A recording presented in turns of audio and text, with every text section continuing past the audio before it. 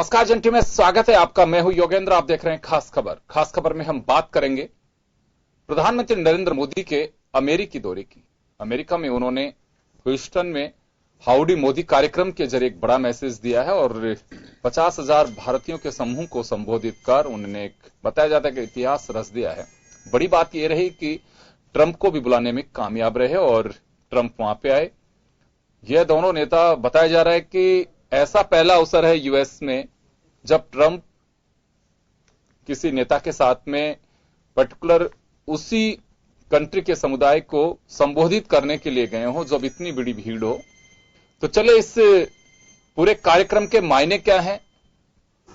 America क्या वास्तव में माना जा सकता है कि जो कुछ दिखाई दे रहा है उस पर यकीन कर सकते हैं, या फिर मंच की बैठकें कुछ अलग कहती हैं और कमरे की बैठक कुछ अलग कहती हैं? चले मैं मजमून पे लेके जाऊंगा पहले आपको और फिर लौटते हैं। हमारे अतिथि हमारे साथ इस वक्त मौजूद हैं, फिर उनसे करेंगे चर्चा।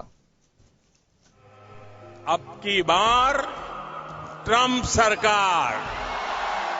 पीएम मोदी विदेश नीति को लेकर कौन से पैतरे अपना रहे हैं यह किसी को पता नहीं, लेकिन मोदी का अमेरिका के साथ ही अमेरिकी राष्ट्रपति से बेहतर संबंध बनाने का अनोखा कदम विवादों में आ गया। दरअसल अमेरिका के ह्यूस्टन में हाउडी मोदी कार्यक्रम में राष्ट्रपति डोनाल्ड ट्रंप की मौजूदगी में पीएम मोदी के अब की बार ट्रंप सरकार वाले बयान पर कांग्रेस भड़क गई है। कांग्रेस नेता आनंद शर्मा ने इस पर आपत्ति जताते हुए पीएम मोदी को कहा कि वह अमेरिका में हमारे प्रधानमंत्री के तौर पर है, न कि अमेरिका चुनाव में स्टार प्रचारक के तौर पर। आनंद शर्मा ने ट्वीट कर कहा है कि अमेरिका की दोनों पार्टियां चाहे रिपब्लिक हो या डेमोक्रेटिक हो, दोनों के साथ हमारे देश के संबंध द्विदलीय रहे हैं। आपका पीएम मोदी इस तरह से सक्रिय रूप से ट्रंप के प्रचार में हिस्सा लेना दोनों देशों के लोकतंत्र और संप्रभुता पर दखल देना है। गौरतलब है कि अमेरिका में भी इसे चुनाव में दखल देना माना जा सकता है। आपको बता दें कि अमेरिका में साल 2016 में चुनाव में अब की बार मोदी सरकार की तर्ज पर डोनाल्ड ट्रंप ने अब की बार ट्रंप सरकार का नारा दिया था। इस नारे के पीछे अमेरिका में बसे भारतीय समुदाय को लुभाने की कोशिश थी और इसका फायदा भी ट्रंप को मिला। पीएम मोदी का अमेरिका में चुनाव से ठीक इस तरह का बयान वहां भारी नेता की दखलंदाजी के तौर पर लिया जाए। अगर ऐसा होता है तो यह चुनाव में यह ट्रंप के लिए मुश्किल बन सकता है। पीएम मोदी ने याद दिलाया कि ट्रंप ने कहा था अब की बार ट्रंप सरकार। मोदी ने कहा कि इस महान देश के सर्वोच्च पद पर पहुंचने से पहले ही उनका नाम घर घर में प्रचलित है। एक सीईओ से कमांडर इन चीफ, स्टूडियो से लेकर वैश्विक मंच, राजनीति से लेकर अर्थव्यवस्था एवं सुरक्षा आयाम, सभी जगह उनका गहरा प्रभाव रहा। मोदी ने कहा कि जब भी मैं डोनाल्ड ट्रंप से मिला, उनसे मुलाकात में गर्माहट, मित्रता और ऊर्जा दिखी। दूसरी तरफ इस कार्यक्रम में अमेरिका राष्ट्रपति डोनाल्ड ट्रंप ने कहा कि भारत में पीएम मोदी बहुत अच्छा काम कर रहे हैं। इस ऐतिहासिक कार्यक्रम में आकर बहुत खुश हूँ। उन्होंने कहा कि मेरा सौभाग्य है कि मैं पीएम मोदी के साथ हूँ। हमारे सपने साझे हैं और प्रवासी भारतीय पर हमें गर्व है। भारत अमेरिका एक दूसरे का सम्मान करते हैं। मोदी और ट्रंप की यह गर्मजोशी मुलाकात को भाजपा मोदी की दूरदर्शिता बता रही है, लेकिन इस बात से भी इनकार नहीं किया जा सकता है कि अमेरिका ने हमेशा अपने हित साधे हैं। मोदी का अब की बार ट्रंप वाला बयान भी विवादों में घिर गया है, लेकिन उम्मीद यह है कि अमेरिका रेड कारपेट पर चलने वाले मोदी शायद अपनी विदेश नीतियों को लेकर धोखा नहीं खाएंगे। ब्यूरो रिपोर्ट, जन टीवी न्यूज। तो चलिए, पॉलिटिकल नजरिया अपना अपना हो सकता है, लेकिन हम गौर करेंगे कि आखिर नरेंद्र मोदी के इस दौरे के मायने क्या हो सकते हैं और भारत के लिए कितना महत्वपूर्ण होगा। हमारे साथ डॉक्टर राजेश रावत जी विदेश मामलों के जानकार हैं, भूपेंद्र सिंह राजपुरोहित जी समीक्षक हमारे साथ में हैं, हमारे साथ धर्मवीर चंदेल जुड़ रहे हैं और मिथिलेश जैमिनी जो दोनों वरिष्ठ पत्रकार हैं। डॉक्टर साहब, मैं आपके पास आना चाहूंगा। मैं जानना चाहता हूं कि इस दौरे को किस तरह से देखते हैं आप?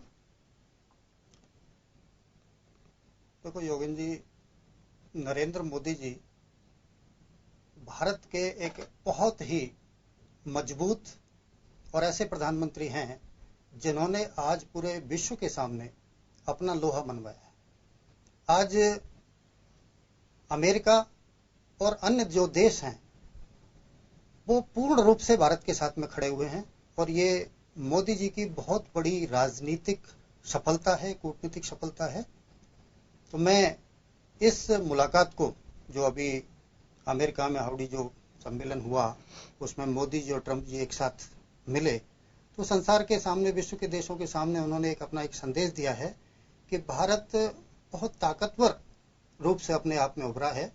और अगर हम इसका पिछले कई सालों का वो देखें तो आज भारत की जो वर्तमान विदेश नीति है, विदेश नीति इतनी मजबूत है कि पिछले कई सालों में, जैसे आज से 10 साल पहले की हम बात करते हैं, तो भारत की विदेश नीति बहुत कमजोर हुआ करती थी और भारत के प्रधानमंत्री को कोई बुलाना पसंद नहीं करता था।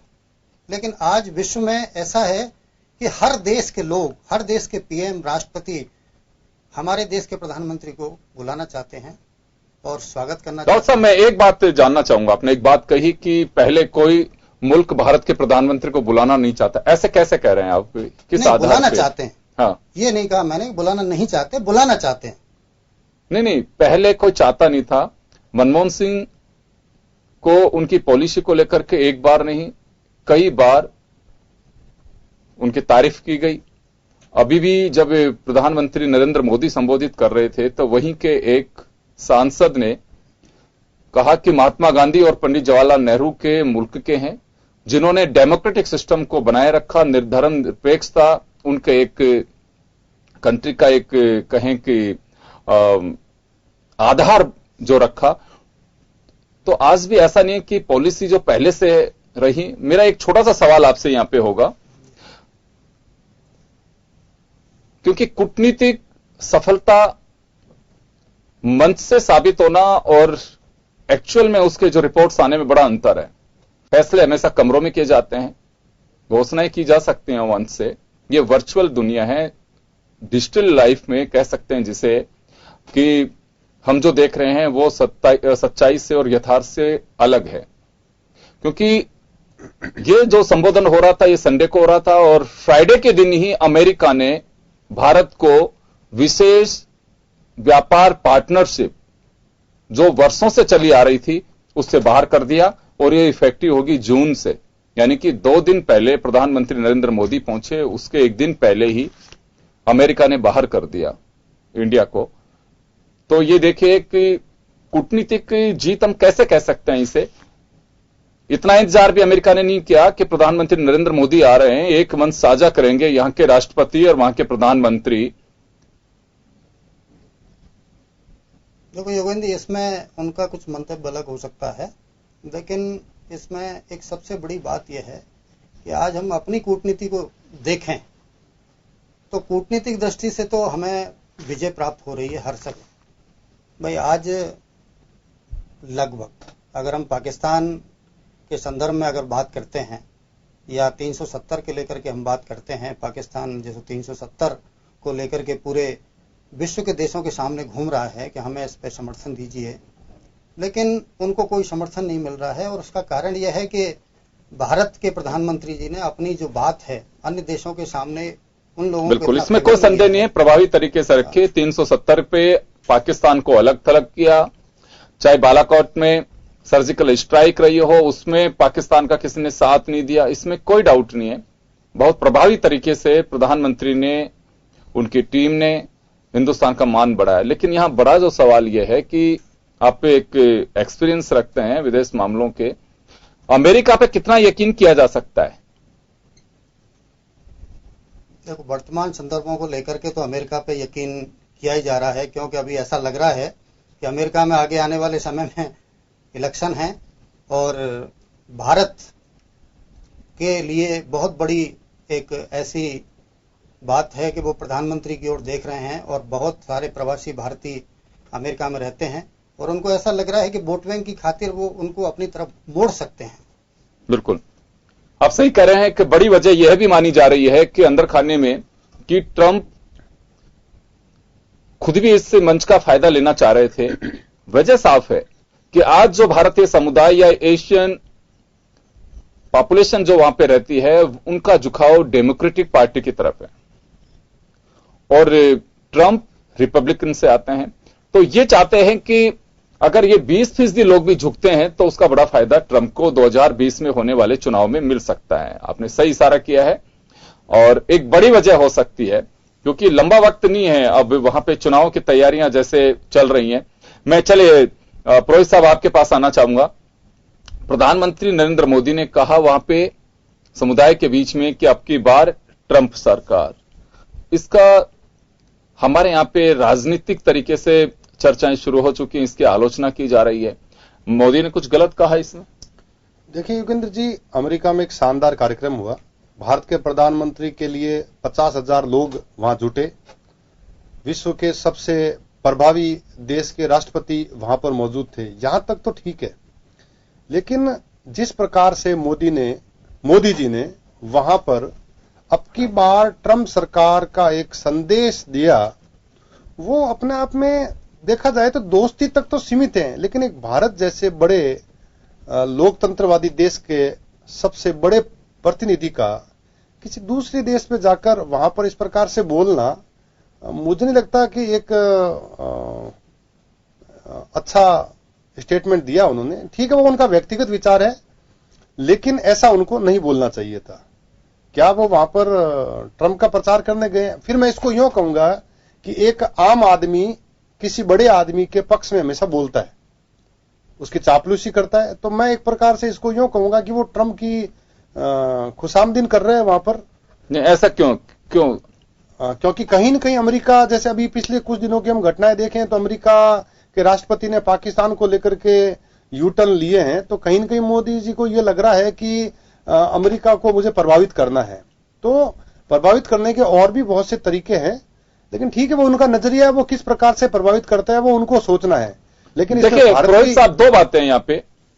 आज अमेरिका दुनिया की सबसे बड़ी ताकत है, जिसमें कोई डाउट नहीं है, और हमारे को जिस तरह से एशिया के अंदर ही, चाहे वो चाइना हो, हमारे बॉर्डर्स पे पाकिस्तान समय समय पे हमारे लिए प्रॉब्लम क्रिएट करता रहा हो, तो ये कुछ चीजें ऐसी हैं कि जिसमें अगर आज अमेरिका को आप साथ करके रखते हैं, चले आपकी पक्ष में भी नहीं आता है, तो एटलीस्ट आपके जब कोई खिलाफत नहीं करता है और वो मौन रहता है, तो भी मुझे लगता है कि आपकी एक बड़ी कूटनीतिक जीत है। क्योंकि पाकिस्तान हमेशा, जब एक कोल्ड वॉर के वक्त से हम देखें तो जब रसिया इंडिया की तरफ रहा तो अमेरिका का काफी कुछ झुकाव पाकिस्तान के साथ में रहा। ये तो जब अमेरिका को पता लगा कि 9/11 की घटना के बाद कि ऐसा भी कुछ हो सकता है, तो उसके बाद में कि पाकिस्तान तो वास्तव में आस्तीन का सांप निकला और यहां पे इस तरह से आतंक की एक खेती हो रही है, तब उनको थोड़ा ध्यान गया है कि ये गलत हुआ और अब चाइना की गोद में पाकिस्तान बैठ रहा है। तो यहां पे ये बड़ी बात है कि अगर जो पाकिस्तान के लिए कुछ कर सकता था, अगर आज वो खामोश रहता है, न्यूट्रल रहता है, तो भी मुझे लगता है कि एक बड़ी बात होगी। देखिए, अमेरिका की जो अर्थव्यवस्था है वो व्यापार पर निर्भर करती है। वहां प्रोडक्शन नाम का कोई इस प्रकार का पारंपरिक सोर्स उनके पास नहीं है। तो अमेरिका की भी मजबूरियां हैं, वो भारत जैसे देश को छोड़ नहीं सकता, उसको व्यापार चाहिए भारत से। तो जब अमेरिका के भी कुछ स्वार्थ भारत से जुड़े हुए हैं, तो हमें हमारी गरिमा का भी ध्यान रखते हुए बयान देना चाहिए। मैं फिर कहूंगा, ये मोदी जी का व्यक्तिगत सोच है, वो किस प्रकार से रिलेशन अपने मेंटेन करते हैं विश्व के बड़े देशों के साथ में, और करने भी चाहिए। यदि विश्व की बड़ी महाशक्तियां, चाहे अर्थव्यवस्था की है, चाहे वो सैन्य क्षेत्र में है, चाहे प्रोडक्शन में है, उनके साथ संबंध बनाना वर्तमान सरकार की प्राथमिकता में है। ये विदेश नीति का एक बहुत बड़ा पार्ट होता है, लेकिन उसमें हमें थोड़ी गरिमा का भी ध्यान रखना चाहिए। आप देश में भले ही कुछ भी बोलिए, आप भारत में कुछ भी बोलिए, विपक्ष के लिए बोलिए, सत्ता पक्ष के लिए बोलिए, किसी दूसरे देश के लिए बोलिए, लेकिन बाहर जाकर इस प्रकार का बयान देना कि अब की बार ट्रंप सरकार, ये थोड़ा सा, मैं ऐसा भी नहीं कहूंगा कि ये बहुत बड़ा विवाद का मुद्दा है, लेकिन थोड़ा सा एक मैं राजेश जी से जानना चाहूंगा। राजेश जी, कैसे देखते हैं आप इसे कि अब की बार ट्रंप सरकार, क्योंकि देखिए अभी कोई फाइनल नहीं है कि कौन सरकार बना पाएगा, नहीं बना पाएगा, भविष्य के गर्भ में, अभी तो 1 साल है वहां इलेक्शन में भी, लेकिन मोदी साहब का ये कहना कि अब की बार ट्रंप सरकार, इससे कोई विदेश नीति पे कुछ असर पड़ सकता है? नहीं, विदेश नीति पर तो योगेंद्र जी ऐसा कोई असर नहीं पड़ने वाला है, लेकिन मोदी जी ने भी जो भी स्टेटमेंट दिया है, वो हर व्यक्ति जो देश का पीएम है, उसकी पहली प्राथमिकता ये रहती है कि मैं अपने फेवर में विश्व समुदाय का समर्थन हासिल करूं, ताकि अपनी देश की जो समस्याएं हैं या कोई भी जो देश हमारी समस्याओं को लगातार, जैसे पाकिस्तान का हम बात करें, उठाना चाहता है, तो हर आजकल क्या नाम है, अमेरिका जो है सबसे पावरफुल देश है। और पीएम मोदी जी के सामने भी ये बात है कि वही सारे अगर ये क्या नाम है ट्रंप जो अपने साथ में आ जाएं, तो नेचुरल है कि व्यक्ति अपने देश के हितों की खातिर कुछ बयान कहूं या ऐसी बातें कहूं कि जिनसे हमारे लिए फायदा हो सके या हमारे देश के लिए फायदा हो सके, ऐसा पीएम को बोलते हैं। और पीएम को शायद बोलना भी चाहिए मेरे हिसाब से, क्योंकि जिसमें अगर देश को फायदा हो रहा हो। यदि कल को ट्रंप सरकार नहीं आती है, डेमोक्रेटिक अगर आते हैं, दूसरी सरकार आ जाती है, तो हम अमेरिका से कितने दूर चले जाएंगे। आप इस बात को भी सोचिए ना। ट्रंप वहां पर मौजूद है, मोदी जी वहां पर मौजूद है, 50,000 एनआरआई वहां पर मौजूद हैं। ये अपना आप एक संदेश है कि मैं क्यों हूं और किसके लिए हूं। वो संदेश पर्दे के पीछे भी दिया जा सकता था, लेकिन इस प्रकार से एक बयान देना। राजेश जी, क्यों अब तक का जो ट्रेंड देख रहे हैं हम, मैं पढ़ रहा था, डेमोक्रेटिक्स जो हैं वो भारतीयों की, एशियाई समुदाय की पहली पसंद रहे हैं। तो ट्रंप को बहुत ज्यादा लाइक भी नहीं करते हैं वहां, खासकर ये लोग, क्योंकि वो अभी भी वो जगह नहीं बना पाए। बताते हैं कि एक तो उनका अहंकार जो है ट्रंप का, वो बेसिकली वो पॉलिटिशियन नहीं है, वो सीधे एक व्यापारी हैं और आज भी उसी नजरिए से वो चल रहे हैं। लेकिन वो चुनाव लड़ करके एक बार वापसी करना भी चाहते हैं। तो वो अपने ट्रैक पे तो ठीक है कि अगर वो आते हैं तो कुछ उनको बेनिफिट मिल सकता है, लेकिन ये संभव कैसे हो पाएगा कि डेमोक्रेटिक्स जो है उनको इतना वो कर पाएंगे, या ये कहें कि ये जो बेनिफिट है वो उनको मिल पाएगा, या अगर कल को डेमोक्रेटिक्स आ जाते हैं तो भारत की पॉलिसी पे कोई असर पड़ेगा, ऐसा लगता है? नहीं, अभी वर्तमान परिस्थितियों के संदर्भ में तो ऐसा लग रहा है कि ट्रंप सरकार ही वापस आएगी। तो इसी अंदाज को लेकर के मोदी जी इस प्रकार का अपना वक्तव्य दे रहे हैं। और प्रवासी जो भारतीय हैं, इसी संदर्भ में उन्होंने एक जो शब्द बोला है, सेंटेंस बोला है, वो इसी बात को ध्यान में रख करके हुए बोला है कि आगे ही ट्रंप सरकार आएगी। जी, ये बड़ा। चलिए, मिथिलेश जामिनी जी वरिष्ठ पत्रकार हमारे साथ में जुड़े हुए हैं इस वक्त। मिथिलेश जी, आपसे जानना चाहूंगा कि ये अमेरिका दौरा है मोदी जी का, लेकिन दौरे से ज्यादा सब जो चर्चा का विषय है वो ये है कि भारतीय समुदाय को जो संबोधित किया उन्होंने, इतनी बड़ी भीड़, कहा जाता है कि अमेरिकन ने जो पॉलिटिशियंस है वहां इतनी भीड़ पहले कभी देखी नहीं गई। ये तो चलिए उनका अपना एक मैकेनिज्म है कि पब्लिक को इकट्ठा करना और सारा, लेकिन आप किस तरह से देखते हैं? दो बातें उन्होंने कही। सबसे पहले तो कहा कि अब की बार ट्रंप सरकार, जिसका हमारे यहाँ पे सियासी उधेड़बुन शुरू भी हो चुकी है, आप किस तरह से देखते हैं? देखिए, निश्चित रूप से मोदी जी का ये बयान बहुत टिपिकल है, क्योंकि वहां की पब्लिक क्या डिसीजन लेगी ये भी उनको पता नहीं है, टेस्ट क्या है। तो पॉलिटिकली व्यू से अगर इसको देखा जाए तो ये एंगल ठीक नहीं था। इनको इसके बारे बजाय ट्रंप की तारीफ ये भले कर सकते थे, लेकिन ट्रंप को आप इस तरीके से अब की बार फिर ट्रंप सरकार, जैसे इन्होंने यहाँ नारा दिया, वो उनका मेरे हिसाब से पॉलिटिकली व्यू ठीक नहीं है। क्योंकि इंडिया की जो पॉलिसीज है वो बहुत टफ है। आज का जो सिनेरियो है, अगर वर्ल्ड सिनेरियो देखे तो बहुत टफ हो चुका है। चाइना वर्सेस इंडिया होने वाला है, चाइना वर्सेस पाकिस्तान होने वाला है। ऐसी कंडीशन में अगर अमेरिका हाथ छोड़ देता है भारत का तो बहुत टफ हो जाएगा। ये 370 पे चलो हम अमेरिका का धन्यवाद देते हैं, उन्होंने हमारा साथ दे दिया, लेकिन हम हिस्ट्री अगर देखें तो अमेरिका कभी भी इंडिया के साथ रहा नहीं है।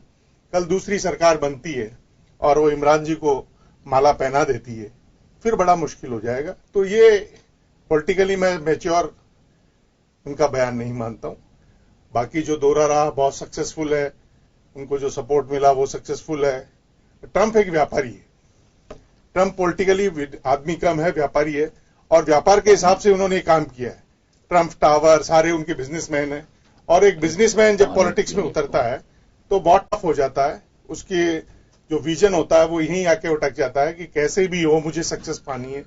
जैसा बिजनेस में करते हैं वैसा ही वो वहां कर रहे हैं, और उसी का मोदी का यूज किया है। अब हालांकि इंडिया के लिए बहुत बड़ा उपलब्धि मानता हूं कि जब पीवी नरसिंह राव साहब गए थे अमेरिका तो उनको रिसीव करने कोई नहीं पहुंचा था, लेकिन इनके लिए खुद ट्रंप उनके साथ गए हैं। ये इंडिया के लिए, कॉमन इंडियन के लिए प्राउड की बात है। लेकिन पॉलिटिकली एंगल से ये बयान, अब इनका दाव है, जो मोदी का भी समय चल रहा है कि जो भी वो कह रहे हैं सही हो रहा है। अगर ट्रंप जीत जाते हैं तो डेफिनेटली एक बहुत बड़ी उपलब्धि होगी और इसका भारत को फायदा होगा। हार गए तो मुश्किल होगी। मैं एक बात जानना चाहता हूं आपसे भी और राजेश जी से भी जानना चाहूंगा। एक लंबे समय से ट्रेड वार चल रहा है अमेरिका और चाइना के बीच, लेकिन जब लगा कि अरबों रुपए का नुकसान दोनों को ही हो रहा है, एक कंप्रोमाइज के प्लेटफॉर्म पे आए और अब दोनों ने कुछ चीजों में अपनी स्टाम्प ड्यूटी विड्रॉ करना और ये कुछ चीजें की हैं। तो अमेरिका वह व्यापारी है कि जो सबको मालूम है कि आज उसके यहां पे भी फ्यूल प्रोडक्शन हो सकता है, लेकिन दुनिया के तेल पे उनकी नजर है। और कुछ दिन पहले ही जब कहा कि मुझे प्रधानमंत्री नरेंद्र मोदी ने कहा था कि कश्मीर के मामले में आप हमारी मध्यस्थता करिए, हालांकि उस पर यू टर्न करना पड़ा इनको। व्हाइट हाउस ने भी एक स्पष्टीकरण जारी कर दिया और हमारी सरकार के विदेश मंत्रालय ने, विदेश के प्रवक्ता ने, सबने कहा भी कि ऐसी कोई बात ही नहीं हुई है। तो मोदी साहब के लिए ये तो बड़ी बात है कि ट्रंप को लेकर के आ गए, लेकिन ट्रंप की बात यकीन करने की है, क्योंकि अभी ये कहा जाता है कि अमेरिकन को बहुत ज्यादा यकीन नहीं रहता उनकी पॉलिसी पे। अब तक के सबसे ज्यादा कंट्रोवर्शियल ये कहे जा सकते हैं कि प्रेसिडेंट ऑफ यूएस हैं वो। देखिए, ट्रंप एक बिजनेसमैन है। बिजनेसमैन आदमी कभी भी कमिटेड नहीं हो सकता, चाहे मॉरलिटी हो चाहे किसी भी हो। तो इसलिए ट्रंप की बातों पर ज्यादा यकीन करना कहीं घाटे का सौदा साबित नहीं हो जाए। ट्रंप दूसरी बार दाव खेल रहे हैं, वो चुनाव जीतना चाहते हैं और जो इंडियंस हैं उनका वोट लेना चाहते हैं। लेकिन वो डेमोक्रेटिक्स के साथ में ज्यादा रहते हैं। लेकिन इंडियंस की जो हिस्ट्री देखे अमेरिकन हमसे यहां से 100 साल आगे हैं हर फील्ड में, चाहे साइंस हो, टेक्नोलॉजी हो, सब में हमसे बहुत आगे हैं। तो वो बहुत फास्ट है, वो किसी के साथ लंबे रिलेशन नहीं रखते। आज तक यूएस ने किसी के साथ लंबा रिलेशन नहीं रखा है। रशिया एक ऐसा कंट्री है जो इंडिया का सबसे भरोसेमंद साथी है। इजराइल एक ऐसा साथी है जो हमारा भरोसेमंद साथी है। लेकिन अमेरिका का जो प्यार भारत के प्रति दिख रहा है वो कहीं ना कहीं एक शक का दायरा पैदा करता है। ये वही अमेरिका है जो प्रधानमंत्री नरेंद्र मोदी जब सीएम थे गुजरात के तो उनके प्रवेश पर लगाने को तैयार हो गया। इसलिए कभी इसका व्यवहार एक जैसा नहीं रहा। नरसिंह राव को लेने कोई नहीं गए थे। तो अमेरिकन कब किस कंट्री के पासा पलट ले, क्योंकि पावरफुल आदमी के लिए कोई रिलेशन मेंटेन नहीं रखते हैं। हमारी जो इंडियन माइथोलॉजी उसमें भी कहा गया है तो आप ये कह रहे हैं कि नहीं दोष घुसाई, आप ये मान के चल रहे हैं कि यूज एंड थ्रो कर सकता है इंडिया के साथ। तो ये पॉलिसी रही है यूएस की। मैं राजेश जी जानना चाहूंगा, राजेश जी किस तरह से देखते हैं कि जेमिनी साहब कह रहे हैं कि अमेरिका के रिश्ते स्थायी किसी के साथ नहीं है, वो व्यापारिक, ये केवल ट्रंप की बात नहीं, अमेरिका के जो नेचर है गवर्नमेंट चाहे किसी की रहे उसमें है ये कि use and throw. Yogendra ji, तात्कालिक संदर्भ को देखते हुए मोदी जी और मोदी सरकार की एक प्राथमिकता है कि वो पहले विश्व समुदाय के सामने अपने संबंधों को प्रत्येक देश से अच्छा करने की कोशिश करें। आज वो इसी संदर्भ को लेकर के अमेरिका के साथ में खड़े हैं और राष्ट्रीय हित में तात्कालिक का बड़ा योगदान होता है। आगे की परिस्थितियां क्या रहेंगी वो बात पर डिपेंड करता है, लेकिन इस हिसाब से तो पहले वर्तमान संदर्भ को देखते हुए जो ट्रंप साहब हैं राष्ट्रपति, उनका साथ देना मोदी जी का वर्तमान संदर्भ में तो ठीक लगता है। बात की परिस्थितियां क्या होती हैं ये तो समय आएगा, उस समय पता चलेगा कि किसकी सरकार बनती है। अपन पहले से कुछ नहीं कह सकते। ठीक बात है, 1 साल का वक्त है अभी। देखिए, मैं इसमें दखल देना चाहूंगा कि अमेरिका को जब विदेश से मैं लौटूंगा आप लोगों के पास में, यहाँ एक छोटे से ब्रेक के लिए रुक लेते हैं, ब्रेक के बाद हम जल्द लौटते हैं।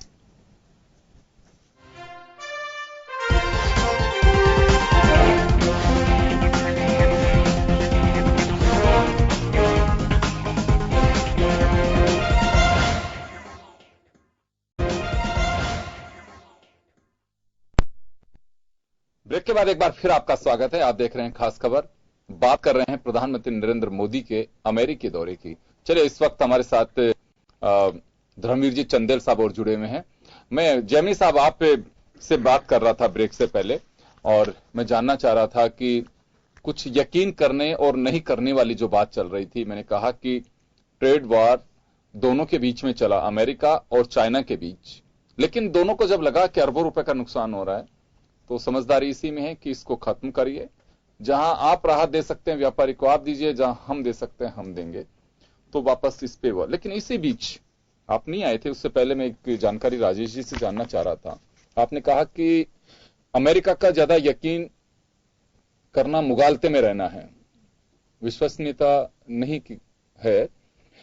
मैं एक छोटी सी बात आपको बताना चाहूंगा कि प्रधानमंत्री नरेंद्र मोदी सैटरडे नाइट में पहुंचे वहां पे यूएस में, और संडे को उन्होंने हाउडी मोदी कार्यक्रम के जरिए एक बड़ा कीर्तिमान स्थापित किया। लेकिन रोचक बात आप ये देखिए कि मैंने जैसे कहा भी कि मंच की दुनिया जो हम देख रहे हैं कि आत्मीयता, वो एक वर्चुअल दुनिया है। हकीकत जब बैठ करके टेबल पे सिग्नेचर होते हैं और जहां एक एटमॉस्फेयर होता है कि यहां से फाइल निकलनी है, वो आपकी रियलिटी है। ये इस वजह से मैं आप लोगों से शेयर कर रहा हूं कि फ्राइडे को ही, यानी कि 20 तारीख को हमारे यहां पे अमेरिका के साथ व्यापारिक रिश्ते, जिसे एक नाम दिया गया था, एक कैटेगरी है वहां पे जिसका नाम है विशेष व्यापार पार्टनर।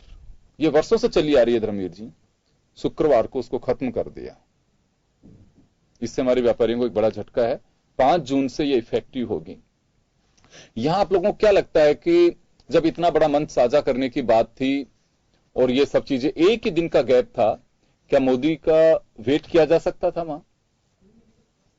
देखिए, अमेरिका किसी का वेट नहीं करता है, ये सब मिथ्या भ्रम है। वो किसी को एक पावरफुल आदमी के सामने, कॉमन आदमी की जो इमेज होती है, वही कंट्रीज की हालत है, एशियन कंट्रीज की। उनकी नजरों में ज्यादा किसी कंट्री को वो तवज्जो नहीं देते। पहले भी यही इतिहास रहा है। जब इंदिरा गांधी जी देश की प्राइम मिनिस्टर थी और गेहूं मंगाए गए थे, तो गेहूं में उन्होंने कांग्रेस घास डाल के भेज दी थी, जो पार्थिनियम स्टोफोरस पूरे इंडिया में फैल गई है, अस्थमा कर रही है। तो अमेरिका का पूरा ट्रेड में भी वो पॉलिसी खेलते हैं। अमेरिकन की आदत है, वो इसीलिए आज पूरी दुनिया पे राज कर रहे हैं कि वो पॉलिटिकली बहुत स्मार्ट है, उनका बिजनेस करने का वे बहुत स्मार्ट है। जब इंदिरा जी को उन्होंने चकमा दे दिया, गेहूं के बीजों में उन्होंने कांग्रेस घास डाल के, जिसको कांग्रेस घास नाम दिया गया, पार्थिनियम स्टोफोरस को, वो डाल के भेज दी, तो आप क्या यकीन करते हैं कि मोदी जी के साथ हाथ मिला लिया तो वो हमारे साथ चीटिंग नहीं करेगी? अमेरिका के बिहेव पर बिलीव करना बहुत डेंजरियस साइन है। किसी भी कंट्री ने, जिसने भी अमेरिका पे बिलीव किया है, उसके हालात देख लीजिए। अफगानिस्तान ने बिलीव किया, क्या हुआ अफगानिस्तान का? इराक, आज ईरान है, वो ड्रोन दिखा रहे हैं, ईरान के हालात खराब। दक्षिण कोरिया से वो इसलिए कि वो बर्बादी के कगार पर है, किम जोंग आर पार की लड़ाई लड़ने के लिए तैयार है, इसलिए अमेरिका बैकफुट पे है। अमेरिका में आदमी की जब डेथ होती है, डेड बॉडी को देख के डर जाते हैं। वहां एक अमेरिकन की बहुत वैल्यू है। इंडिया में रोज सैकड़ों डेड बॉडी आती है। तो इंडिया अभी अमेरिका के कंपैरिजन में कोई एक्शन करने की कंडीशन में नहीं है। हम अमेरिका बनने में हमें बहुत टाइम लगेगा। हमारे यहाँ देश का लिटरेसी लेवल अमेरिका से बहुत नीचे है। हमारे देश में अनएम्प्लॉयमेंट बहुत ज्यादा है। हमारे देश में इंडस्ट्रियलाइजेशन बहुत कम है। जीडीपी रेशो बहुत डाउन है। तो हम उस देश से, अगर मैं मुकेश अंबानी से हाथ मिला के कहूं या मुकेश अंबानी को अपने साथ खड़ा कर लूं और मैं कहूं कि मुकेश अंबानी मेरे कहे के अनुसार डिसीजन लेगा, तो ये मेरा मुगालता है। सेम पोजीशन है। आज नरेंद्र मोदी अशोक ट्रंप के सामने उसी पोजीशन में है, क्योंकि अमेरिका सुपर पावर कंट्री है। अमेरिका से हम किसी भी कीमत पर यकीन नहीं कर सकते। मैं लौटूंगा आपके पास में वापस। मैं धर्मवीर जी के पास जाना चाहूंगा। धर्मवीर जी, इस दौरे को आप किस तरह से देखते हैं? 2 बातें हैं यहाँ पे। एक तो मोदी साहब ने कहा कि अब की बात ट्रंप सरकार, और दूसरा, जैसे मैंने सवाल खड़ा किया है कि विशेष व्यापार पार्टनर्स का जो एक श्रेणी इंडिया को मिली हुई थी वर्षों से, उसे खत्म किया जा रहा है और 5 जून से इफेक्टिव होगी। 2 बड़ी चीजें मुझे देखने को मिल रही, तो कितना यकीन किया जा सकता है अमेरिका पे? मेरा ये मानना है कि अमेरिका से भारत के रिश्ते अतीत में इतने अच्छे नहीं रहे जितने बनने लगे हैं। इस बात से इनकार नहीं किया जा सकता है कि 1991 के बाद, यूएसएसआर के पतन के बाद, अमेरिका एक विश्व शक्ति के रूप में पूरी दुनिया में स्थापित हुआ है। भारत उसकी तुलना में बहुत कमजोर देश था। हमें ध्यान है, जब राजग की सरकार थी एक दौर में, तो देश के रक्षा मंत्री को जांच करवाने के नाम पर कपड़े उतरा लिए गए थे। उस दौर के अमेरिका को देखिए। फिर 2002 के अमेरिका को देखिए आप, जब गुजरात में गोधरा कांड के बाद जो घटना हुई, उसके बाद ये कहा गया कि नरेंद्र मोदी का अमेरिका में आना प्रतिबंध रहेगा। फिर हमने 2014 देखा जब अमेरिका ने उनको बुलाया, उनका सम्मान किया, और हमें वो मेडिसन स्क्वायर का उनका स्पीच नहीं भूलना चाहिए, जिसमें एक अब तक की ये कहें कि एक यादगार लोगों के रूप में जुड़ी है। वहां वो लोग नहीं थे जो हिंदुस्तान के अप्रवासी भारतीय थे, लेकिन वो लोग नहीं थे जो कार्यकर्ता के रूप में वहां गए थे। वहां ऐसे लोग थे जो अमेरिका में रह रहे हैं, रच गए हैं, बस गए हैं। उसके बाद फिर हमें नया दौर नजर आया जो हाल ही में अमेरिका में हो गए हैं। तो इस बात से इनकार नहीं किया जा सकता है कि अमेरिका एक व्यापारिक राष्ट्र है, लेकिन अमेरिका को लगने लगा है कि भारत एक मजबूत देश के रूप में पूरी दुनिया में उभरा है। हालांकि चीन से हमारी प्रतिस्पर्धा है, और यह भी अतीत के पन्नों में दर्ज है कि अमेरिका ने अनेकों बार पाकिस्तान की मदद की है, लेकिन अब लगता है कि फिजाओं में कहीं न कहीं बदलाव है। ये बदलाव की बयार कहीं न कहीं देश के नेतृत्व में परिवर्तन होने के बाद हमें स्पष्ट रूप से दिखाई दे रही है। और जिस प्रकार ऊर्जा में समझौते होंगे, तो ये मान लेना चाहिए कि पूरी दुनिया में आज भारत एक नई शक्ति के रूप में उभरा है। और इस बात से भी इनकार नहीं किया जा सकता है कि यूएनओ में हम वर्षों से अस्थायी सदस्य के रूप में भारत स्थापित है। वो दिन भी आएगा जब भारत सुरक्षा परिषद के स्थायी सदस्य के रूप में दुनिया के मंच पर एक नई शक्ति के रूप में अपने आप को स्थापित करेगा। तो मुझे लगता है कि पूरी दुनिया आज भारत को एक उम्मीद भरी निगाहों से देख रही है, और ये महसूस किया जा रहा है कि भारत की जो संस्कृति रही है जी, जिसको वहां के विदेश मंत्री ने भी, सीनेटर ने भी कहा कि भारत में जो बुनियाद रखी गई वो कहीं न कहीं बुनियाद पंडित नेहरू, गांधी के द्वारा स्थापित की गई, और वो निरंतर आगे बढ़ रही है। इसको वहां रेखांकित किया गया, ये एक अच्छी बात है, क्योंकि जिस बुनियाद को रखकर हम आगे बढ़ते हैं, और ये यदि उसी बुनियाद पर कार्य होता है, तो मुझे लगता है कि वो महल चिर स्थायी स्थापित होता है और कालांतर तक याद किया जाता है। और एक यह भी सच है कि भारत दुनिया में एक बड़ी मंडी के रूप में स्थापित हुआ है, क्योंकि यहाँ जहांगीर के जमाने में थॉमस रो आए हों, वो भी एक व्यापार की दृष्टि से हिंदुस्तान में आए थे। उसके बाद चाहे फ्रांसीसी आए हों, डच आए हों, मंगोल आए हों, या उससे पहले हम देखें सल्तनत काल देखें जी, तो नहीं यहाँ एक बात है, बात एक जमीर जी, एक भरोसे की बात है। व्यापार के लिए भारत हमेशा रहा है, और आज भी जो सबसे बड़ी बातें होती हैं वो व्यापार को लेकर के ही होती हैं। देखिए, अगर आज कोई हमारे यहाँ पे एग्रीमेंट्स होते हैं, संधि की भी होती हैं, तो उसके एक बैकग्राउंड में आप जाएंगे तो एक व्यापार महत्वपूर्ण है। व्यापार एम्प्लॉयमेंट के लिए किया जाता है, और एक आपसी रिश्तों की मजबूती की एक, ये कहूं कि एक नींव भी माना जाता है उसे। यहां बात भरोसे की है। जैसे मैंने सवाल पूछा कि 2 दिन पहले ही हमें विशेष व्यापार पार्टनर का जो दर्जा मिला हुआ था उसे समाप्त कर दिया, हालांकि जून में इफेक्टिव होगा। तो क्या ऐसे मौके पर इंतजार किया जा सकता है कि मोदी एक दिन बाद ही पहुंच रहे थे वहां? बिल्कुल, इसका आर्थिक विश्लेषक अनुसंधान करेंगे और इसका परिणाम निकालेंगे कि जो ये संधि विच्छेद किया गया है इसका क्या परिणाम निकलेगा। लेकिन मुझे लगता है कि उनको इंतजार करना चाहिए था, और आनंद फानंद में ऐसा कार्य नहीं होना चाहिए था जिसकी स्थापना वर्षों पूर्व की गई थी, ऐसा मैं मानता हूं। जी, मैं चलिए आपके पास आना चाहूंगा राजपुरोहित जी, और मैं एक बार जानना चाहता हूं कि चलिए नफा नुकसान जो भी होगा भविष्य की, उसमें हमें पॉजिटिव उसी में देखना चाहिए कि मोदी, क्योंकि दो बातें हैं अभी, यहां को चारा नहीं है हिंदुस्तान के पास में अमेरिका को साथ लिए बिना आगे बढ़ने का, क्योंकि विश्व परिदृश्य में जिस तरह की स्थितियां बन रही हैं, चाइना दबाने की कोशिश कर रहा है, चाइना के साथ में काफी मधुर संबंध बनाने की कोशिश की, चाइना के साथ में कोशिश भी की गई, और इस तरह की कोशिश की गई कि यहां से नरेंद्र मोदी खुद भी गए, वहां से भी शी जिनपिंग को बुलाया भी गया, लेकिन हुआ क्या, यहां से जाने के तुरंत बाद ही उन्होंने नजरिया बदल लिया। तो कोई चारा नहीं है कि एक पावरफुल कंट्री के साथ में रहना। ठीक है, रसिया आज भी हमारा दोस्त है, रसिया के साथ में एक संबंध जिस तरह के बना सकते थे वो इतने डाउन भी नहीं हुए हैं कि आज यकीन नहीं किया जा सकता है कि हमारा भरोसेमंद दोस्त हमसे दूर जा रहा हो। इजराइल के साथ में भी ऐसी स्थितियां भी नहीं बनी है। तो आज एक लगता है कि समय की मांग है कि अमेरिका के साथ भारत को रिश्ते बनाने चाहिए। देखिए योगेंद्र जी, समाज शास्त्र का एक पार्ट है, यदि आप किसी मजबूत आदमी को झुकाना चाहते हैं तो आप अपना आसपास का दायरा मजबूत कीजिए। आप अपने मोहल्ले के अंदर, पड़ोस के अंदर इस प्रकार के संबंध बनाइए कि बड़े से बड़ा बाहर का आदमी आपके सामने झुकेगा। एशिया के अंदर बहुत से देश हैं, आप चाइना और पाकिस्तान को छोड़ दीजिए, उसके अलावा जो बाकी देश हैं उनके साथ यदि मोदी जी बहुत ज्यादा प्रगाढ़ संबंध बनाते हैं, उनके साथ व्यापार बढ़ाते हैं, तो अमेरिका जैसे देशों की हमें चापलूसी करने की कतई आवश्यकता नहीं है। हम क्यों अमेरिका पर आश्रित होकर के ये अपने आप को कमजोर साबित कर रहे हैं? एशिया के अंदर बहुत देश हैं, उन सब देशों के साथ हम साउथ ईस्ट एशिया के अंदर देखें, वेस्ट एशिया के अंदर बहुत से देश हैं, उनमें हम देखें तो वहां बहुत सारी गुंजाइश है। उनको हम जोड़े हमारे साथ में, उनको विश्वास में लें। 2 देश छोड़ दे, बाकी सारे देश यदि आज भारत के साथ आते हैं, भारत को स्वीकार करते हैं, तो अमेरिका क्या और क्या चाइना क्या, वो अपना भारत के हाँ में हाँ मिलाएंगे। लेकिन हम किसी एक ही देश की चापलूसी करके अपनी कमजोरी साबित कर रहे हैं। तो मेरा ये मानना है कि चापलूसी नहीं कही जा सकती। जिस प्रकार से ट्रंप ने मोदी के कंधे पे हाथ रखा, मेरा स्वाभिमान ये कहता है, मेरे कंधे पे कोई हाथ रख के बात करता है, इट मीन्स वो मुझे अपना गुलाम समझता है।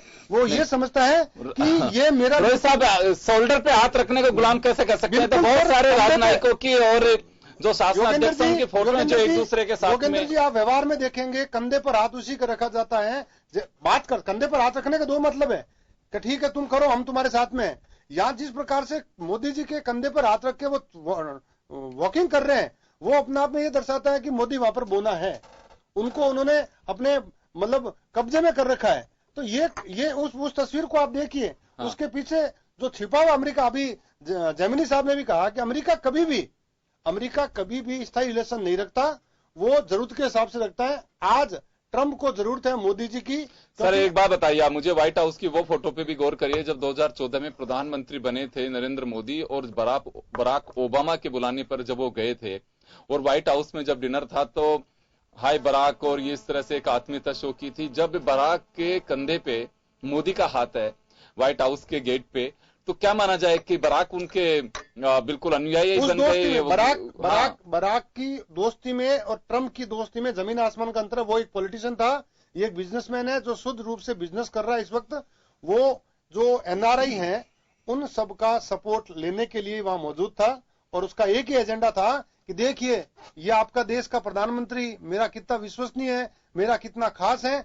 वो एक संदेश वहां देना चाह रहा था कि मैं भारत के साथ हूं। जबकि सर मतदाता होता है, वो देखिए अगर उनको तय करना है कि हमें डेमोक्रेट्स के साथ ही जाना है तो नरेंद्र मोदी जी की तस्वीर उन्हें नहीं रोक सकती। देखिए और अगर जाना है कि हमें रिपब्लिकन के साथ में जाना है, ट्रंप की गोद में बैठना है, तो नरेंद्र मोदी जी का वो प्रभाव भी उन्हें नहीं रोक सकता। योगेंद्र जी, 50,000 लोग वहां आए थे, वो मोदी जी के विश्वास के तौर पर आए थे, और निश्चित रूप से ट्रंप को ये एक बहुत बड़ा बेनिफिट वहां पे मिला है। मैं इसको कंप्लीट मतदाता देखिए, मतदाता होता है वो, उस पर हमें भरोसा उस तरह से रखना चाहिए। मैं अब आपको बता दूं, हाउडी मोदी कार्यक्रम जिस प्रकार से प्रायोजित हुआ है, मुझे पूरा इसमें मैं दावा तो नहीं कर सकता, लेकिन मुझे अंदेशा है कि ये पूरी तरह से ट्रंप द्वारा प्रायोजित कार्यक्रम था। अपने समर्थन के लिए एक प्रकार का राजनीतिक एजेंडा ट्रंप के फेवर के लिए छिपा हुआ था। मुझे बताइए, भारत के लिए वहां पर कल ऐसी क्या घोषणा हुई जो विश्व समुदाय के अंदर ये संदेश देती हो कि आज अमेरिका खुलकर भारत के साथ में? क्या चाइना को लेकर कुछ बात हुई? क्या पाकिस्तान को लेकर कुछ बात हुई? जो बोले मोदी जी बोले, ट्रंप ने उस पर क्या बोला? उन्होंने ट्रंप का कोई बयान है? दोनों बोला कि मुस्लिम आतंकवाद के खिलाफ हमें मिलकर के लड़ना होगा। मुस्लिम आतंकवाद के खिलाफ? क्या पाकिस्तान के खिलाफ बोले? क्या मुस्लिम आतंकवाद खाली पाकिस्तान में थोड़ी है, तो पूरे अपने वेस्ट एशिया के अंदर फैला हुआ मुस्लिम आतंकवाद, यूरोप में फैला हुआ है, अमेरिका में फैला हुआ है। वो मुस्लिम आतंकवाद की बात करते हैं। क्या वो पाकिस्तान प्रायोजित आतंकवाद की बात की उन्होंने? मैं मोदी जी का विरोध नहीं कर रहा हूं, मोदी जी गए, ठीक है, एक अच्छा प्रयास है उनका, उनके प्रयासों की सराहना करता हूं, लेकिन कल के कार्यक्रम के अंदर मैं बिल्कुल जो देख रहा हूं, कहीं पर भी भारत का पक्ष मजबूत नहीं हुआ है। वहां केवल केवल ट्रंप ने अपने एजेंडे के तहत काम किया। अगर वो पाकिस्तान के खिलाफ बोलते, वो एशिया के अंदर भारत को मजबूत करने पर कुछ बोलते, वो चाइना को कोई संदेश देते, बताइए आप चाइना और पाकिस्तान को क्या संदेश दिया? क्या भारत को चाइना और पाकिस्तान के अलावा विश्व में कहीं पर आपत्ति नहीं है? मैं आऊंगा आपके पास में, मैं एक बार राजेश जी के पास में जाना चाहूंगा। राजेश जी, आने वाले दिनों में निश्चित रूप से इसका ऑपरेशन होगा कि मोदी साहब के इस दौरे के, देखिए नजरिया अपना अपना, आज अगर कहीं इलेक्शन होता है या कहीं बोनस अनाउंस किया जाता है या कहा जाता है कि ये वेतनमान लागू हो गया, तो जिसका जिसमें इंटरेस्ट होता है वो उसका एनालिसिस करता है। लेकिन आज एक बहुत बड़ा तबका है जो फॉरेन पॉलिसी को लेकर हो या मोदी साहब के दौरे को लेकर हो, हाउडी मोदी को जिस तरह से एक्सपोजर मिला है या कहें कि एक हाइप दिया गया, निश्चित रूप से एक आम हिंदुस्तानी इस बात पर विचार कर रहा है कि हाउडी मोदी का बेनिफिट क्या हुआ हमें, क्या वास्तव में हम स्थायी सदस्य, जैसे अभी बताया धर्मवीर जी ने भी, कि हम वर्षों से हमारी डिमांड, हमारी कोशिश है, हमारे प्रयास भी जारी हैं कि हम यूएनओ में स्थायी सदस्य के रूप में रह सकें, सुरक्षा परिषद में।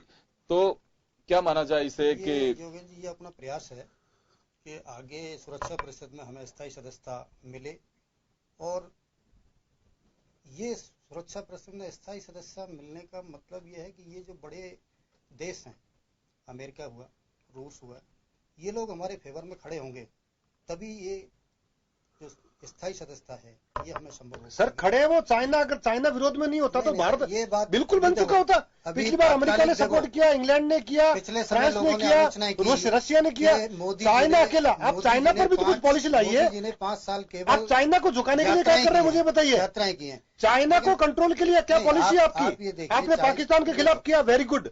आप चाइना के खिलाफ पॉलिसी बताइए कि चाइना को कंट्रोल करने के लिए आपकी पॉलिसी क्या है? आप एक ताकतवर देश है उसको देख ही नहीं रहे, डर रहे हैं क्या चाइना से? विश्व समुदाय के सामने कोई पॉलिसी को ओपन थोड़ी किया सर, चाइना की व्यापार की कमर तोड़िए आप व्यापार की कमर तोड़िए। आज हिंदुस्तान का 70% मार्केट। मैं क्लियर करूं सर, मैं हिंदुस्तान के सर मैं क्लियर कर दूं, मेरे को भी बड़ी ये गलतफहमी थी कि हम सबसे बड़े कंज्यूमर मार्केट, जो प्रोडक्ट्स है चाइना के, उसके सबसे बड़े कंज्यूमर मार्केट, ऐसा नहीं है। हम बहुत कम उनके प्रोडक्ट्स के कंज्यूमर मार्केट है इंडिया। वहां बहुत बड़े जो एक्सपोर्ट करता है और दूसरे कंट्रीज है, हमसे ज्यादा वो यूएस में भी कर रहा है, ये हमसे ज्यादा।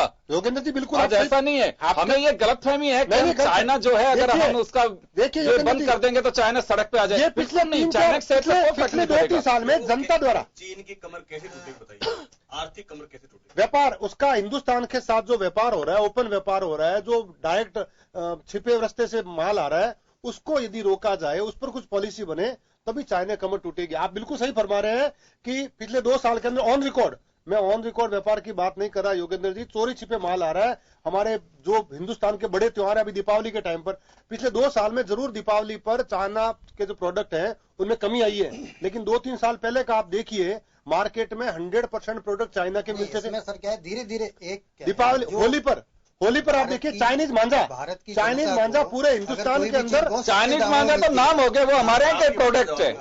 देखिए क्या है कि हांडीपुरा में भी मिल जाएगा आपको चाइनीज मांझा। 1993 में जब केंद्र में पीवी नरसिम्हा राव देश के प्रधानमंत्री थे तो सीटीबीटी समझौता हुआ, उसमें 193 देश बंधे हुए हैं। डायरेक्टली वो ये नहीं कह सकते कि हम आपका माल नहीं लेंगे, क्योंकि वो संधि है। उस संधि को आप जब अमेरिका 2 उदारीकरण, व्यापार में उदारीकरण है, जबकि सबके सामने ओपन प्लेटफॉर्म हो गया है। कोई संधि तोड़ सकता है तो अपने सीटीबीटी संधि नहीं है, वो भारत की, वो अमेरिका की संधि है। हमें ये समझना पड़ेगा। हम क्या करते हैं कि डायरेक्ट आरोप लगाते हैं। आप सुनो मेरी बात, 1993 में सीटीबीटी समझौता हुआ, 193 देशों के मध्य समझौता हुआ। उस समझौते का अर्थ यह है कि हम आपका माल ओपन मार्केट, हमारा माल लेंगे, ठीक है। यदि मैं डायरेक्ट रूप से आपका माल नहीं लेता हूं तो इनडायरेक्ट रूप से अन्य 192 देश वो माल नहीं भेजेंगे। इससे क्या होगा? आयात निर्यात, एक्सपोर्ट इंपोर्ट बंद हो जाएगा। आम भाषा में कहते हैं व्यापार का उदारीकरण। चाइना को छोड़कर बाकी जो एशिया के देश है उनके साथ संबंध प्रकट कर वहां से दबाव बढ़ाए चाइना। एशिया कितने देश हैं सर? एशिया में आई थिंक एग्जैक्ट संख्या तो नहीं है, बाकी 63-65 देश एशिया के अंदर होंगे। कितने हैं? किसमें? 193 देशों संधि हो। हमें ये समझना पड़ेगा सर वो पूरे वर्ल्ड के एशिया महाद्वीप का नहीं है। एशिया महाद्वीप की देखिए सर, ये तो ओपन प्लेटफॉर्म में हुआ। इस सीटीबीटी का समझौते का अर्थ यही है, किसी भी मायने में जब हम ओपन प्लेटफॉर्म में ये किसी भी देश के माल को रोक नहीं सकते। हमारा घर मजबूत होना, घर और हमारा मोहल्ला मजबूत है। सरकार ने समय लगेगा, उसमें समय लगेगा, एकदम बंद नहीं हो। कितना समय लगेगा? 5 साल 6 साल हो गए आपको। 93 देशों की संधि को कोई देश विखंडित करता है, जो चीज पूरी नहीं हो पाएगी वो 5 साल में कैसे हो पाएगी? अर्थव्यवस्था गड़बड़ा जाएगी, दुनिया की अर्थव्यवस्था गड़बड़ा जाएगी, क्योंकि जिस समय संधि हुई उस समय बड़े सोच सर 193 में से 180 देश तो ऐसे हैं जिसमें से अकेले राजस्थान उन 10-10 देशों के बराबर है। एक शहर जीते देश है वो। लेकिन सर वो इंटरनेशनल प्लेटफॉर्म पे वो देखो कितना ही छोटा हो, इशू ये नहीं है। सर वो व्यापार की देश के प्रख्यात प्रतिनिधित्व की बात है, माध्यम से फैसला हुआ। उस समय देश के प्रधानमंत्री थे। यदि हम उसको तोड़ देंगे, हिंदुस्तान उसको तोड़ देगा, तो पूरी दुनिया में त्राही त्राही मच जाएगी। पूरा आपका उद्योग चौपट हो जाएगा, आपका एक्सपोर्ट कमजोर हो जाएगा। आप उस पर चिंतन ऐसे में- कीजिए ना, ऐसे क्या असर में- पड़ने वाला उसका। ऐसे में क्या करना, देखिए ये ऐसे जो में ये कर रहे करना हैं कि सरकार तो नहीं कर अवेयरनेस के सकती। लिए जो मूवमेंट चला रहे हैं, स्वदेशी सामान अपनाओ, ये धीरे धीरे कर रहे हैं, ऐसा नहीं कर पा रहे। इसके जनता को अवेयर होना ये पड़ेगा। अवेयर जो जनता तय जनता करेगी, तय हम करे हमें विदेशी क्या सामान खरीदें। नहीं लेंगे, आप किसी को हम कह चीन नहीं का सकते। सामान नहीं लेंगे। ये पूरे उसमें ये वर्ष बड़ी के बात है, केंद्र सरकार पब्लिक ने- पब्लिक उसका बहिष्कार कर सकते, लेकिन देश अपनी तरफ से कोई एडवाइजरी जारी नहीं कर सकता कि आप पार्टी इसको कर रहे रोक हैं दीजिए। उनकी, मैं पार्टी की बात कर रहा हूँ। भारतीय जनता पार्टी की का एजेंडा है, सरकार तो छोड़िए, नहीं, पार्टी का क्या एजेंडा है? इस प्रकार का कोई इस प्रकार पार्टी का का क्या डिसीजन नहीं एजेंडा ले है? सकती। ये पार्टी जिस पार्टी के कैडर बेस पर ही आए हैं, डिसीजन वो एकदम पार्टी नहीं ले का- सकती कि साहब किसी चीन चाइना का जो माल आया है उसको एकदम बंद कर दिया जाए। सर पार्टी इतना नहीं ले पार्टी अपनी सकती। पॉलिसी में लाए ना, उसका कारण है स्वदेशी सर, भारत अभियान में चलाए पार्टी, अभी भी बहुत जिससे गरीबी कहीं न कहीं चाइना जो पर माल दबाव अगर 40 सर रुपए हम में बच नहीं सकते। मिलता है। हम इस चलिए मैं जैमिनी साहब के मुद्दे पास पे में बच जाना नहीं चाहूंगा, सकते। समय का मैं थोड़ा सा जैमिनी साहब के पास में जाना चाहूंगा। जैमिनी साहब, मैं ये जानना चाहता हूं आपसे कि इन फ्यूचर, क्योंकि अभी तो देखिए 27 तारीख तक मोदी वहां पे हैं और उसमें कई कार्यक्रम हैं, अभी उनके अलग अलग दिन। एनर्जी पे बड़ा एक फोकस रखा उन्होंने, पहले शुरुआत वहीं से की है कि ऊर्जा रहेगी तो खुद की ऊर्जा भी बरकरार रहेगी। तो पूरे अगर ओवरऑल देखें, क्योंकि हाउडी मोदी ये एक ऐसा वो दे दिया कि सबका फोकस केवल बस इसी पे आकर के रह गया कि मोदी पर्टिकुलर इसी सब्जेक्ट के लिए गए थे क्या वहां, जबकि ऐसा नहीं है। मैं ये कहना चाहता हूँ कि मोदी हाईली इंटेलिजेंट आदमी है आज की तारीख में पॉलिटिकली, और वो बेनिफिट लेना जानते हैं। इसमें कोई शक शुबा नहीं है कि वो कई डिसीजन अपने पक्ष में करा के आएंगे, वहां से खाली झोली लेके नहीं आएंगे। ये तयशुदा कार्यक्रम है। लेकिन इंपॉर्टेंट इशू क्या है कि वहां अभी पॉलिटिकल जो स्टेबलिमेंट है वो थोड़ा डिस्टर्ब हुआ पड़ा है। वहां इलेक्शन आने वाले हैं, तो जैसे हमारे कंट्री में होता है वो भी डेमोक्रेटिक सेटअप, हमारा भी डेमोक्रेटिक सेटअप है। तो वहां अभी जो डिसीजन होंगे वो कितने स्थायी रहेंगे इस पर सोचना होगा। अगर ट्रंप रिपीट हो जाते हैं तो मे भी पॉसिबल इनके डिसीजन बल्ले बल्ले है इनकी। अगर ट्रंप रिपीट नहीं होते हैं तो फिर इनको इतनी ही एनर्जी फिर लगानी पड़ेगी, नए प्रेसिडेंट को सेट करना पड़ेगा। हालांकि नो डाउट बराक ओबामा जैसे आदमी को इन्होंने एडजस्ट किया, अपने गले लगाया, इन्होंने पूरे वर्ल्ड में इंडिया को मजबूत करने का काम तो किया है जी, इसमें कोई हम बिल्कुल, कोई चाहे बिल्कुल। पक्ष वाले विपक्ष वाले कोई भी जी, निंदा करे। चलिए समय का मैं आप सभी को रोकना चाहूंगा, लेकिन यहाँ एक बड़ी एक चीज जो हमें दिखाई देती है वो ये है कि ट्रंप और मोदी दोनों के सामने ये बड़ी चुनौती है। चुनौती इस मायने में है कि मोदी जैसा देश वैसा भेष। अगर राजस्थान में आते हैं तो मारवाड़ियों की तारीफ करते हैं, महाराष्ट्र में जाते हैं तो वहां के व्यापारी या वहां के मराठियों की तारीफ करते हैं। यानी कि वो अपने डायलॉग के या कहें कि अपने बोलने के प्रोडक्ट को बेचने के बड़े माहिर और आज के दिन में बेताज बादशाह कहा जा सकता है। लेकिन अब यहां चुनौती उनके सामने यह होगी कि अमेरिकी दौरे को कितना सफलतापूर्वक अपने ढांचे में ढाल पाएंगे, एक बड़ा सवाल है। दूसरा, ट्रंप के ऊपर जिस तरह से उंगली उठ रही है कि वह इस प्लेटफॉर्म को उपयोग करना चाहते थे कि 2020 के चुनाव में इस समुदाय के वोट को अपने पक्ष में कर सकें। अगर वास्तव में ट्रंप भी सक्सेसफुल होते हैं इसमें तो ट्रंप के लिए भी बल्ले बल्ले है, और अगर मोदी सफल होते हैं तो मोदी के लिए भी है। लेकिन देखना होगा कि रिजल्ट भविष्य के गर्भ में है, कितने इसमें सफल हो पाते हैं। फिलहाल तो यही कहा जा सकता है कि हाउडी कार्यक्रम में मोदी ने जरूर इंटरनेशनल मीडिया हो चाहे भारत का मीडिया अपनी छाप जरूर छोड़ी है। बहुत बहुत शुक्रिया आप सभी का। खास खबर में इतना ही, दीजिए इजाजत, नमस्कार।